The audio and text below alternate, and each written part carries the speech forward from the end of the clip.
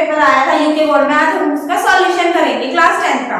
अब जो ये क्वेश्चन है हमारा सबसे पहला क्वेश्चन है, इथेन दी गई है C2H5 है, हैज अ कोवेलेंट बॉन्ड। अब हमें इथेन के अंदर कोवेलेंट बॉन्ड बताना है कि कितने कोवेलेंट बॉन्ड होते हैं हमारे इथेन में।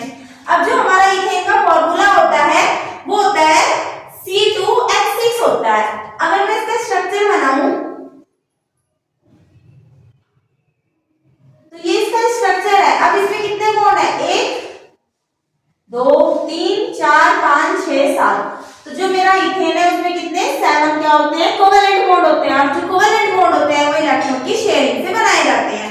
हमारा इसका ऑप्शन बी सही है, 7। अब हमें बताना है ऑक्सीडाइजिंग एजेंट बताना है। हमारी ये रिएक्शन है, हम इसको देख के रिएक्शन को देख के हम ये पता लगा सकते हैं कि जो मेरा कॉपर ऑक्साइड है उसका क्या हो रहा है, रिडक्शन हो रहा है। ठीक है, अब कॉपर ऑक्साइड का क्या हो रहा है, रिडक्शन।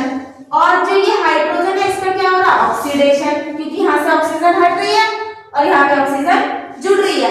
और जिसका रिडक्शन होता है वो क्या कहलाता है, ऑक्सीडाइजिंग एजेंट। और जिसका ऑक्सीडेशन होता है वो क्या कहलाता है, रिड्यूसिंग एजेंट। तो यानी कि हमारा आंसर क्या है, कॉपर ऑक्साइड क्या है, एक ऑक्सीडाइजिंग एजेंट है, क्योंकि वो खुद का रिडक्शन कर रहा है इसलिए। तो जो हमारा ऑप्शन नंबर ए है वो सही है। नेक्स्ट क्वेश्चन है, which one of the following type of the medicine used to be the, अगर इंडाइजेशन हो जाता है, इंडाइजेशन का मतलब एसिडिटी हो जाती है, तो हम क्या करते हैं, एसिड खाते हैं, मतलब कि कोई अल्कलाइन बेस खाते हैं, वीक बेस खाते हैं, ताकि वो हमारे जो स्टमक में एसिड बना है उसको क्या करते हैं, न्यूट्रल कर देते हैं। तो इसका ऑप्शन नंबर सी जो एसिड है वो क्या होगा, इसका एग्जांपल होगा। अब जो हमारा आंसर होगा, अब हमारा जो फोर्थ क्वेश्चन है, फंक्शन ऑफ जाइलम, जो जाइलम होता है वो वाटर को क्या करता है, ट्रांसपोर्ट करने का काम करता है। पहला ही ऑप्शन है, option number A, transport of water. जो जाइलम होता है वो वाटर को क्या करता है, ट्रांसपोर्ट करने का काम करता है। अब क्वेश्चन नंबर 5 है, जो बाइल होता है स्टोरिंग, जो बाइल होता है वो हमारे कहाँ पे स्टोर होता है, लीवर के अंदर जो गोल ब्लैडर होती है वहां पे क्या होता है, बाइल स्टोर होता है। तो ऑप्शन नंबर बी क्या है, सही है। कहाँ पे होता है, ये गोल ब्लैडर में। ठीक है, अब हमारा जो क्वेश्चन मतलब कि 6 है, rate of flow of electric charge, जो इलेक्ट्रिक चार्ज होता है उसके फ्लो का रेट क्या होता है सर्किट के अंदर, वो क्या होता है, हमारा इलेक्ट्रिक करंट होता है। ठीक है, इसका ऑप्शन नंबर डी है 6 का। 7 है, पावर ऑफ कॉन्वेक्स लेंस की उसने पावर दे रखी है 2 डायोप्टर। हमें फोकल लेंथ बतानी है। जो पावर का फॉर्मूला होता है वो क्या होता है, P = 1/f, 100 सेंटीमीटर में देते हैं। अब उसने हमें क्या दे रखी है, पावर दे रखी है, यानी कि P दे रखा है। वो कितना दे रखा है हमें, ये दे रखा है। और ये कितना है, ये मुझे निकालना है, ये 1 minute. Power of concave lens की हमें पावर 2 डायोप्टर दे रखी है और हमारा फॉर्मूला ये है 1/f = 2/100। ये इधर गया, ये इधर आया f। अब इसके बाद जो हमारा नेक्स्ट क्वेश्चन है, अब क्या है, P = 1/f है और हमारे पास F = क्या हो जाएगा, 1/P। ये क्या होता है, 100 सेंटीमीटर के लिए जो हमारा पावर है वो कितनी दे रखी है, 2। ये कटेगा तो कितना आ जाएगा, आंसर हमारा 50 आ जाएगा सेंटीमीटर, जो ऑप्शन नंबर सी है। अब हमारा जो डी क्वेश्चन मतलब कि 8 क्वेश्चन है, which of the following was with the food chain के बारे में बताना है।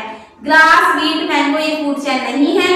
ग्रास को गोट ने खाया, गोट को टाइगर ने या फिर लोयन ने खाया, ये सही है। यानी कि ग्रास, गोट और लोयन क्या है, सही है, ग्रास, गोट और लोयन। अगला है गोट, काऊ, एलिफेंट। गोट को तो काऊ कभी खाती ही नहीं है, मतलब कि काऊ गोट को नहीं खाती है, क्योंकि काऊ क्या है, वो हर्बीवोरस है, वो क्या खाती है, घास वगैरह खाती है, इसलिए। ग्रास, फिश और गोट, फिश ग्रास को नहीं खाती है और गोट भी फिश को नहीं खाती है, इसलिए ये ऑप्शन भी गलत है। तो इसका ऑप्शन नंबर बी सही है। अब हमें बताना है, right the name of the simple and non metal positive acid. उस नॉन मेटल के बारे में बताना है, नाम बताना है और सिंबल बताना है जो हमारे नॉर्मल रूम टेम्परेचर पे लिक्विड स्टेट में पाई जाती है। वो क्या होता है, ब्रोमीन होती है, जिसका सिंबल क्या होता है, Br होता है, जो हमारे रूम टेम्परेचर पे लिक्विड स्टेट में पाई जाती है। Question number 3, why does dry hydrochloric acid, जो हमारी ड्राई HCl गैस होती है वो क्या कहते हैं, क्वेश्चन में लिखा हुआ है, एक minute, Why does dry hydrochloric gas not color to be the change of the dry? वो लिटमस पेपर का कलर चेंज क्यों नहीं करते? क्योंकि जो ड्राई HCl गैस होती है उसके पास H+ आयन नहीं होते हैं, क्योंकि जब वो लिक्विड वाटर में डाली जाती है तो उसके पास H+ आयन आ जाते हैं, तो वो लिटमस पेपर का कलर चेंज कर देती है, तो उसके पास H+ आयन नहीं होते, इसलिए तो हमें इसमें क्या लिखना है, एब्सेंट H+ आयन, क्योंकि एक्वस सॉल्यूशन में वो क्या करती है, अपने आयन देता है हाइड्रोक्लोरिक एसिड। अब हमें बताना है, नेक्स्ट क्वेश्चन है हमारा, नेक्स्ट क्वेश्चन है radius of curvature spherical mirror की 20 सेंटीमीटर है, हमें फोकल लेंथ बतानी है। हमारा जो फॉर्मूला होता है वो क्या होता है, F = ये है ना, हाँ फॉर्मूला नहीं वैल्यू, R/2, और R हमें कितना दे रखा है 20, डिवाइड करा 2 से तो कितना आया हमारा 10, तो फोकल लेंथ कितनी आई हमारी 10 सेंटीमीटर में आई। नेक्स्ट क्या है, name the mirror that give a erect enlarge image, mirror का नाम बताना है जो इरेक्ट और इनलार्ज इमेज देता है, वो क्या होता है हमारा कॉनकेव मिरर होता है, तो इसका आंसर क्या है, concave mirror. Question number 6, right the chemical equation of photosynthesis की इक्वेशन लिखनी है, जो फोटोसिंथेसिस की इक्वेशन होती है उसमें 6 CO2, 6 वाटर के मॉलिक्यूल, साथ में क्या सनलाइट और क्लोरोफिल जो उसके पास प्रेजेंट होता है, प्लांट की पत्तियों में होता है मोस्टली, इनकी रिएक्शन करते हैं तो हमें ग्लूकोज मिलता है C6H12O6 प्लस हमें ऑक्सीजन गैस मिलती है और लाइट निकल जाती है, एनर्जी। ये क्या होती है, ये जो हमारी इक्वेशन है ये क्या होती है, फोटोसिंथेसिस की रिएक्शन होती है, 6 CO2 6H2O से क्लोरोफिल और क्या कहते हैं सनलाइट की प्रेजेंस में रिएक्शन होती है, ग्लूकोज और ऑक्सीजन को बनाती है, C6H12O6 ग्लूकोज कार्बोहाइड्रेट कुछ भी कह सकते हैं। अब हमारा जो नेक्स्ट क्वेश्चन है वो क्वेश्चन नंबर 7 है, 7 है, why is a tungsten almost used in the filament of the electric bulb, जो टंगस्टन होता है वो इलेक्ट्रिक बल्ब के फिलामेंट में क्यों यूज किया जाता है, जो टंगस्टन होता है उसका हाई मेल्टिंग पॉइंट होता है रेजिस्टिविटी के कारण, इसलिए वो क्या होता है, उसका मेल्टिंग पॉइंट होता है 3322 डिग्री सेंटीग्रेड होता है, वो इजीली मेल्ट नहीं हो पाता, इसलिए क्या उसका यूज इलेक्ट्रिक बल्ब में किया जाता है। हाई मेल्टिंग पॉइंट होता है 3422 डिग्री सेंटीग्रेड और हाई रेजिस्टिविटी होती है, हाई रेजिस्टिविटी का मतलब क्या है, वो इजीली मेल्ट नहीं होता। High the electrical resistivity high होती है, इफिशिएंसी होती है कन्वर्ट इलेक्ट्रिक एनर्जी को हीट और लाइट एनर्जी में, वो इजीली कन्वर्ट कर देता है। और ये क्या होता है, लो इवेपोरेशन, इसकी इवेपोरेशन इजीली नहीं होती है और गुड कंडक्टर होता है और डक्टिबिलिटी भी अच्छी होती है।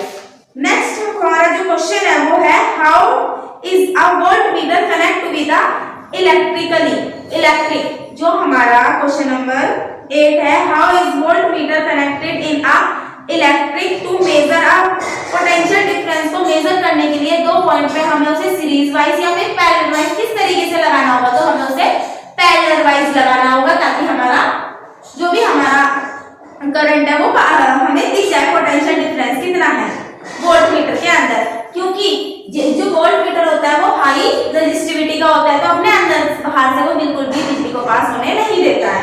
नेक्स्ट क्वेश्चन नंबर 8 है कि how is voltmeter connected to with the electric to measure a potential difference, तो दो पॉइंट के बीच का पोटेंशियल डिफरेंस को अगर हमें देखना है तो हमें किस तरीके से वोल्टमीटर को लगाना होगा, सीरीज वाइज या फिर पैरेलल वाइज, हमें पैरेलल वाइज लगाना होगा अगर हमें दो पॉइंट के बीच का रेजिस्टेंस देखना है।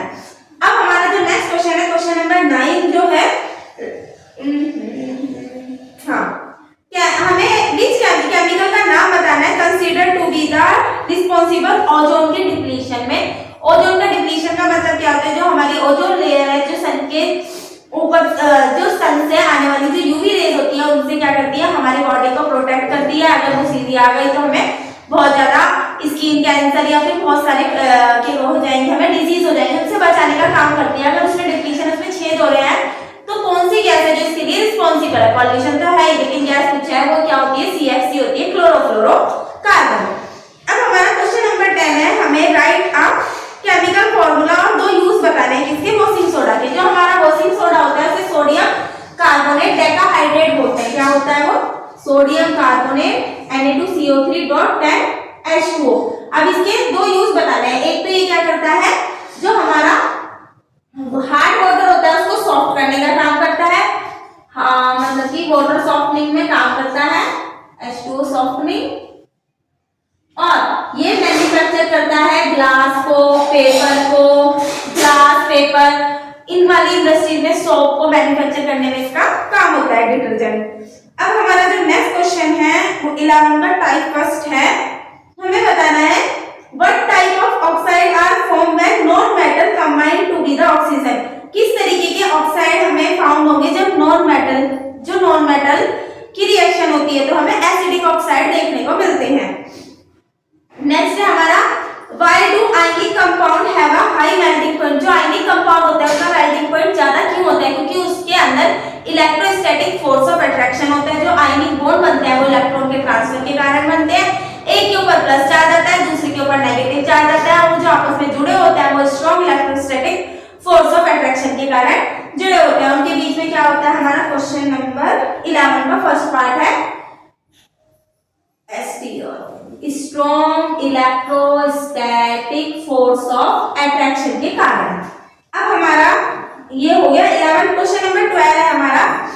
हमारे पास दो सॉल्यूशन है, एक A का है और एक B का है। दो सॉल्यूशन है A और B का। A का pH हमारा 6 है और B का pH हमारा 8 है। अब हमें बताना है pH की वैल्यू दी गई है। The solution was with more hydrogen ion concentration. किसके पास ज्यादा हाइड्रोजन आयन की कंसंट्रेशन होगी? ये हमें पता है कि जो हाइड्रोजन आयन की कंसंट्रेशन होती है वो एसिड के पास होती है और एसिड का pH 1 से लेके 6 तक होता है। 7 वाला न्यूट्रल होता है और 8 से लेके 14 तक क्या होता है? बेसिक नेचर होता है, जहाँ पे OH- आयन की कंसंट्रेशन ज्यादा होती है, H+ आयन की कंसंट्रेशन क्या होती है? कम होती है। तो इस क्वेश्चन के हिसाब से जो इसने 6 और 8 कंसंट्रेशन दी है और उससे हमने H+ आयन पूछा है कि किसकी ज्यादा होगी, तो हमारे 6 क्या है? एसिड है, तो उसकी कंसंट्रेशन क्या होगी? ज्यादा होगी। हमारा नेक्स्ट क्वेश्चन है question number 30। How does binary fusion and multiple fusion. Multiple fusion और बाइनरी फ्यूजन को बताना है। बाइनरी फ्यूजन का मतलब क्या होता है? जब कोई एक पैरेंट दो पार्ट में डिवाइड होता है। जैसे कि जो अमीबा होता है, जब अच्छे से फुल्ली मैच्योर हो जाता है हमारा अमीबा, फुल्ली मैच्योर होने के बाद उसका सबसे पहले तो न्यूक्लियस डिवाइड करता है दो पार्ट में, फिर उसकी जो पूरी की पूरी बॉडी होती है वो दो पार्ट में क्या हो जाती है? डिवाइड हो जाती है। तो एक से दो बन जाते हैं, एक अमीबा है। बाइनरी फ्यूजन का एग्जांपल होता है। मल्टीपल फ्यूजन का मतलब क्या होता है? एक से बहुत सारे पेरेंट टोटल सेल बन जाती हैं, जिसका एग्जांपल क्या है? स्पाइरोगायरा होता है।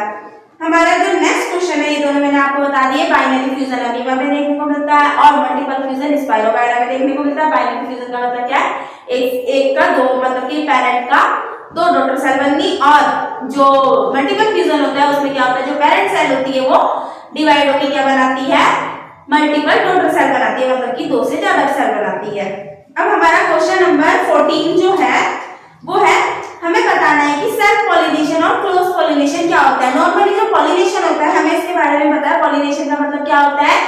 जो एंथर का ट्रांसफर होता है स्टिग्मा से ओविडर, उसे क्या बोलते हैं? पॉलिनेशन का मतलब क्या होता है?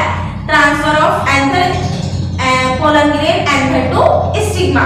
अब प्लांट के अंदर होता है। अब जो सेल्फ पॉलिनेशन होता है मतलब कि मेरे पास क्या है? एक फ्लावरिंग कोई सा भी प्लांट है, जैसे कि ये मेरा एक फ्लावरिंग प्लांट है, ये रहा, इससे लगा हुआ है एक पौधा, ये लगा हुआ फूल, प्लांट एक है। अब इसके जो पोलन ग्रेन है जब इसी के स्टिग्मा पर आकर गिरेंगे तो इसे क्या कहा जाता है? सेल्फ पॉलिनेशन बोला जाता है। मतलब कि the same plant which have a same flower transfer of pollen grain anther to stigma is called a self pollination. और जो हमारा क्रॉस पॉलिनेशन होगा उसका मतलब क्या है? हमारा जो प्लांट है वो तो सेम ही रहेगा, लेकिन जो फ्लावर है वो डिफरेंट हो जाएंगे। सेम प्लांट का डिफरेंट फ्लावर, इसके जो पोलन ग्रेन है अगर इसके पास जाकर गिरेंगे तो इसे क्या बोलेंगे? हम क्रॉस पॉलिनेशन बोलते हैं। प्लांट तो सेम रहेगा लेकिन फ्लावर क्या हो जाता है? डिफरेंट हो जाता है। Transfer of pollen grain from anther to stigma. ठीक है। जो हमारा अगला क्वेश्चन है वो है व्हाट इज अ मायोपिया। जो मायोपिया होता है उसके बारे में बताना है कि वो क्या होता है। जो हमारा मायोपिया होता है उसे क्या बोलते हैं? हम नियर साइटनेस बोलते हैं। नियर साइटनेस का मतलब क्या है? कि हमें नियर का तो इजीली दिख जाता है लेकिन दूर का हमें अच्छे से नहीं दिख पाता। Close object are seen closely but distant. जो दूर के ऑब्जेक्ट होते हैं वो हमें इजीली नहीं दिख पाते हैं, क्योंकि जो इमेज होती है वो हमारे रेटिना से आगे बढ़ जाती है। इसलिए इसके मतलब कि ये वाले निवारण के लिए कि ये वाले जो हमारे को अगर नियर साइटनेस या फिर मायोपिया अगर हो गया है तो हमें कॉनकेव लेंस के जो चश्मे होते हैं उनका यूज करना चाहिए। अब हमारा जो नेक्स्ट क्वेश्चन है क्वेश्चन नंबर 16। अब हमें बताना है फॉर्मेशन ऑफ द कंपाउंड की फॉर्मेशन बतानी है Na2O सोडियम ऑक्साइड की और मैग्नीशियम क्लोराइड की। जो हमारा सोडियम ऑक्साइड होता है अगर हम Na का देखें तो Na के पास कितने इलेक्ट्रॉन कितने एटम होते हैं, मतलब कि एटॉमिक नंबर क्या होता है 11 ही इलेक्ट्रॉन, तो 2 8 1।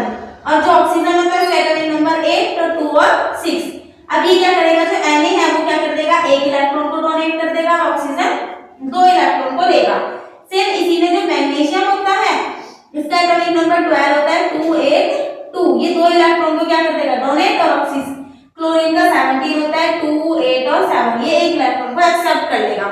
तो अगर हम लिखेंगे तो हम सिंपली लिखेंगे कि जो हमारे 2 सोडियम है वो एक इलेक्ट्रॉन को ट्रांसफर कर रहा है और ऑक्सीजन क्या कर रहा है 2 इलेक्ट्रॉन को एक्सेप्ट कर ले रहा है। सेम जो मैग्नीशियम है वो +2 इलेक्ट्रॉन को डोनेट कर रहा है और जो हमारा क्लोरीन 2 क्लोरीन इलेक्ट्रॉन को लेने का काम कर रहे हैं। तो इसका स्ट्रक्चर कुछ इस तरीके से बन जाएगा।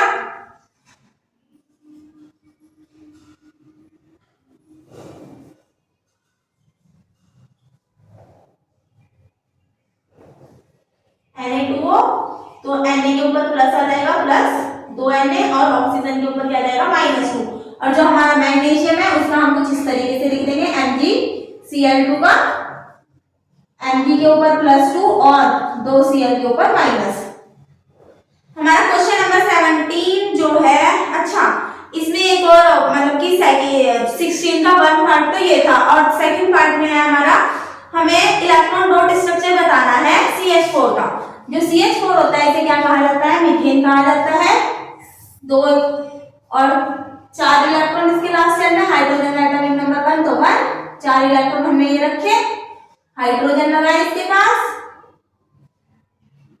अब हमने इसकी कंप्लीट सेल कितने हो गई 2, क्योंकि 2 8 8 18 का रूल चलता है। एक हाइड्रोजन को एक इलेक्ट्रॉन और मिलेगा तो वो हीलियम बन जाएगा, स्टेबल हो जाएगा। सेम ये भी स्टेबल, इसने इससे ले लिया इसने इससे ले लिया। अब इसने जब चार में एक एक दिया है तो सबसे एक एक वापस से ले लेगा, तो इसके भी 8 कंप्लीट हो जाएंगे, 1 2 3 4 5 6 7 8। तो इसका जो स्ट्रक्चर है वो कुछ इस तरीके से हमें देखने को मिलेगा। ये इलेक्ट्रॉन डॉट स्ट्रक्चर होता है मीथेन का। अब हमारा जो नेक्स्ट क्वेश्चन है क्वेश्चन नंबर 17, वो है हमें आईयूपीएसी नेम बताने हैं ऑर्गेनिक कंपाउंड के। जो पहला कंपाउंड है वो हमारा ये है। अब ये क्या है हमारा जो हमारा COOH होता है इसे फंक्शनल ग्रुप बोलते हैं। जो कार्बोक्सिलिक एसिड होता है हमें काउंटिंग इधर से ही शुरू करनी पड़ेगी। तो 1 2 3 तीन कार्बन को क्या बोलते हैं हम प्रोप बोलते हैं। और COOH जो कार्बोक्सिलिक एसिड होता है इसका जो सफिक्स होता है वो ओइक एसिड होता है, तो इसे क्या बोलेंगे propanoic acid.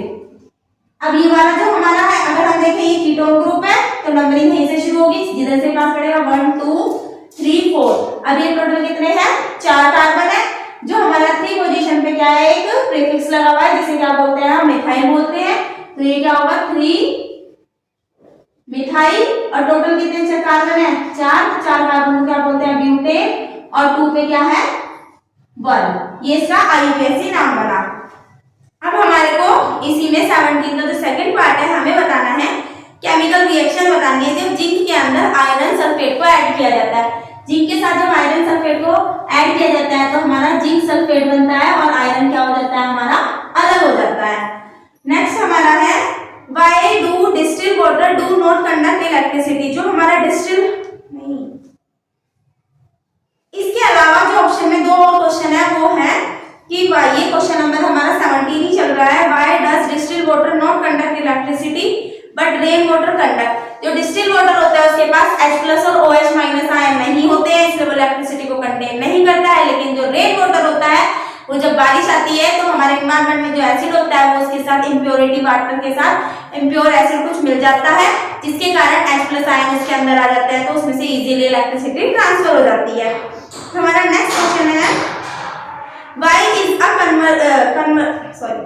Why is conversion of ethanol to ethanoic acid is a oxidation reaction। जो इथेनॉल से अगर हम इथेनोइक एसिड बना रहे हैं, लेट्स सपोज ये हमारा इथेनॉल होता है C2H5OH CH3CH2OH। इससे जब हम ये बनाते हैं इथेनोइक एसिड तो ये ऑक्सीडेशन रिएक्शन होती है, क्योंकि जब हम इसका ऑक्सीडेशन करते हैं तो ये क्या बनाएगा CH3CH